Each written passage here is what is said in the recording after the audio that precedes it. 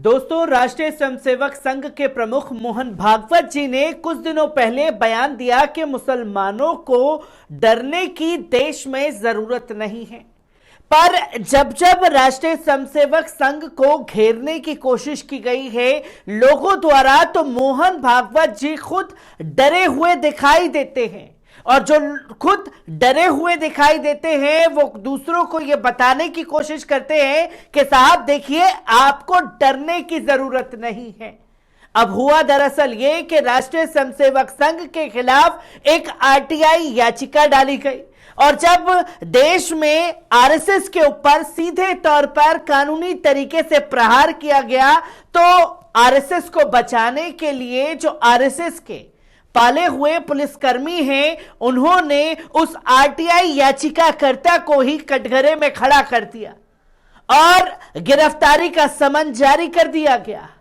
अब यह मामला सुप्रीम कोर्ट पहुंचा और सुप्रीम कोर्ट में किस तरीके से जलालत का सामना पुलिस अधिकारियों को करना पड़ा है और कैसे कैसे लगातार आरएसएस के ऊपर राहुल गांधी भी बयान देते हुए दिखाई दे रहे हैं, एक बार इस पूरी रिपोर्ट पर नजर डालते हैं। आरएसएस के खिलाफ आरटीआई दाखिल करने वाले 61 वर्षीय लल्लन किशोर सिंह का दावा है कि वो दिहाड़ी मजदूर हैं, साथ ही एक्टिविस्ट भी हैं।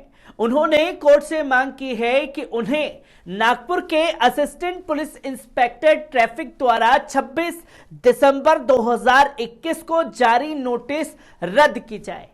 याचिका पर सुनवाई करते हुए जस्टिस रोहित देव और जस्टिस वीआईवी खोबरगढ़े ने सरकार को नोटिस जारी कर दिया है। अगली सुनवाई 24 जनवरी को होगी। लल्लन किशोर सिंह के वकील जितेश दुहिलानी ने बताया कि याचिकाकर्ता को अखबार के जरिए यह पता लगा था कि सरकार यानी कि नागपुर स्थित आरएसएस मुख्यालय को सुरक्षा प्रदान कर रही है, जबकि संघ एक पूरी तरीके से अनरजिस्टर्ड गैर सरकारी संस्था है। इसलिए उन्होंने जिज्ञासावश अक्टूबर 2021 को आरटीआई लगाई और महाराष्ट्र के गृह विभाग से पूछा कि आरएसएस मुख्यालय को सुरक्षा प्रदान करने का आधार क्या है, उससे देश की जनता का क्या फायदा होगा, इस पर कितना खर्च आ रहा है। बाद में उनकी आरटीआई राज्य के खुफिया विभाग को भेज दी गई और बाद में वहां से नागपुर पुलिस के पास पहुंचा दी गई। बाद में नागपुर के डिप्टी पुलिस कमिश्नर जो कि स्पेशल ब्रांच ने जब जवाब दिया और कहा कि याचिकाकर्ता ने जो सूचना मांगी है उसे आरटीआई अधिनियम के तहत छूट मिली हुई है और इस तरह की सूचना प्रदान नहीं की जा सकती। इस बीच कुछ महीने बाद 26 दिसंबर 2021 को लल्लन किशोर को नागपुर के असिस्टेंट पुलिस इंस्पेक्टर ट्रैफिक की तरफ से समन भेज दिया गया और आरटीआई के जवाब में संबंध पूछताछ के लिए उपस्थिति होने को कहा गया। याचिकाकर्ता लल्लन किशोर ने कहा कि अगर किसी गैर सरकारी संस्था को राज्य के फंड से सुरक्षा प्रदान की जा रही है तो एक नागरिक होने के नाते मेरा यह कर्तव्य बनता है कि उसका अधिकार जानूं, उसे जानकारी प्रदान करूं। ऐसा न करना मौलिक अधिकार का साफ तौर पर हनन है। सिंह के वकील ने कहा कि आरटीआई दाखिल करने के बाद उन्हें जिस तरीके से समन भेजा गया वे गैर कानूनी हैं और मौलिक अधिकारों का हनन भी करता है। वकील ने कहा कि लल्लन सिंह ने अपनी आरटीआई में जो जानकारी मांगी थी वे जनहित में है और किसी भी तरह के कानून का उल्लंघन नहीं करती है, इसलिए आरटीआई का जवाब दिए बगैर याचिकाकर्ता के खिलाफ जांच शुरू कर देना गैर कानूनी है, जो कि एक आरएसएस के खिलाफ आरटीआई से ही बौखलाहट मच गई। आपको बता दें कि इस दौरान भारत जोड़ो यात्रा के दौरान होशियारपुर पहुंचे राहुल गांधी ने चचेरे भाई वरुण गांधी से मिलने की संभावना से साफ इनकार कर दिया। परिवार के जोड़ने के सवाल पर राहुल ने कहा कि वरुण गांधी बीजेपी में है, मेरी विचारधारा उनकी विचारधारा से मेल नहीं खाती, मैं आरएसएस कार्यालय नहीं जा सकता, इससे पहले मुझे सिर कलम करना होगा। मेरे परिवार की एक विचारधारा है, वरुण ने दूसरी विचारधारा अपनाई और मैं उस विचारधारा को स्वीकार नहीं कर सकता। होशियारपुर में पत्रकार वार्ता में राहुल गांधी ने एक बार फिर मोहन भागवत भगवंत मान सरकार पर निशाना साधा। उन्होंने कहा कि पंजाब को पंजाबी कल्चर के अनुसार ही चलना होगा। उन्होंने कहा कि हमारी यात्रा नफरत, हिंसा और बेरोजगारी के खिलाफ है। 2024 में राम मंदिर खोलने और चुनाव के सवाल पर राहुल ने कहा कि हम नफरत के बाजार में सिर्फ और सिर्फ मोहब्बत की दुकान खोलने आए हैं। राहुल ने कहा कि देश के संस्थानों पर भाजपा और आरएसएस ने पूरी तरीके से कब्जा कर लिया है।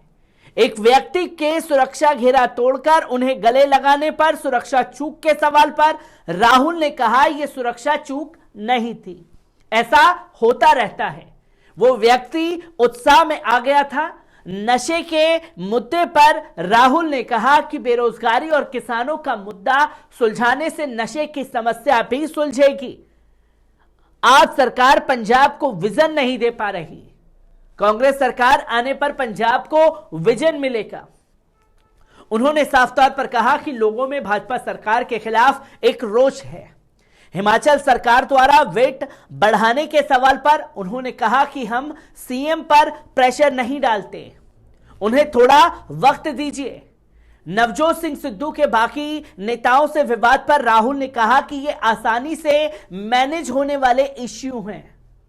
इस विवाद के कारण चुनाव हारने पर उन्होंने कहा कि कांग्रेस सरकार के खिलाफ एंटी इनकम बेसी थी, अगली बार हम सरकार बनाएंगे। मीडिया पर राहुल गांधी ने कहा कि गोदी मीडिया मेरा मुहावरा नहीं है, उनकी करतूतों की वजह से उनका नाम गोदी मीडिया पड़ा है। मैं पत्रकारों की आलोचना नहीं करता, लेकिन मैं मीडिया की संरचना की आलोचना करता रहूंगा। मुझे निष्पक्ष और स्वतंत्र मीडिया चाहिए।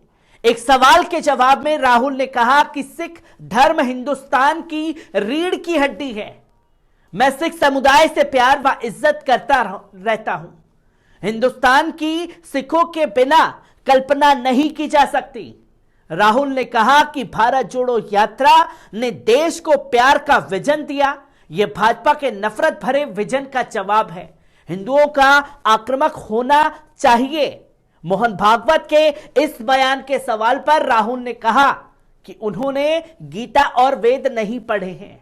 मैंने गीता पढ़ी है, कहीं नहीं कहा गया कि हिंदुओं को आक्रामक होना चाहिए। आरएसएस के मुद्दे पर उन्होंने साफ तौर पर कहा कि हिंदू धर्म शांति प्रिय है। आप जो रंग अपनाना चाह रहे हैं अपना सकते हैं। मैंने हिंदू धर्म को पढ़ा है। पानी के सवाल पर राहुल ने कहा ऐसे मसले अभी डिस्कस नहीं हो सकते। जहां लगातार राहुल गांधी भी आईना दिखाने का काम इस भारत जोड़ो यात्रा में आरएसएस को करते रहे। अब देश का जिम्मेवार नागरिक होने के नाते हर किसी का अधिकार है कि जो देश में अनरजिस्टर्ड संस्था है उसको आखिरकार सुरक्षा मुहैया क्यों कराई जा रही है, कितना पैसा उसके सब चीजों पर खर्चा हो रहा है, इसकी जानकारी लेना एक आरटीआई अधिकारी का पूरी तरीके से कर्तव्य है भारतीय होने के नाते। पर उसके चलते आप दूसरी तरफ तो ये कहते हैं कि साहब मुसलमानों को डरने की जरूरत नहीं है, पर आपके खिलाफ कोई कुछ बोल दे या आरटीआई लगा दे तो दूसरे तरीके से अपने सरकारी अधिकारियों के जरिए उन्हें नोटिस भेजना शुरू कर देते हैं। तो असल में यह बात मानी जा सकती है कि राष्ट्रीय स्वयंसेवक संघ अब वाकई बुरी तरीके से डरी हुई है कि कहीं पोल ना खुल जाए। इसके चलते तमाम लोगों को परेशान करती हुई या आरटीआई एक्टिविस्ट के ऊपर ही कार्रवाई कराने से भी बाज नहीं आई। मैं ऐसी ही खबरों से आपको रूबरू कराता रहूंगा। दीजिए इजाजत, शुक्रिया।